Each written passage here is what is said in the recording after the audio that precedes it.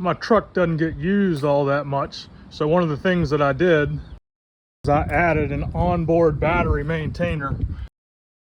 I welded up some brackets, drilled some holes, and mounted it right behind my license plate on my bumper. And then I ran my wires just straight up.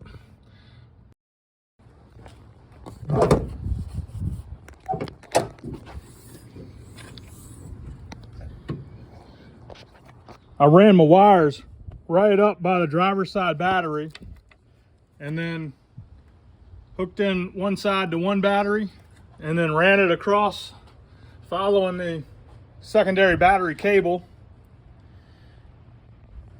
and connected it to the other battery. And then I've got my plug just right here.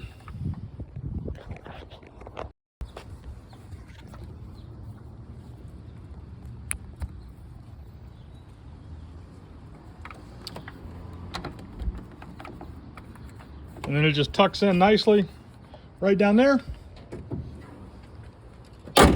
Close the hood. She'll keep those batteries charged.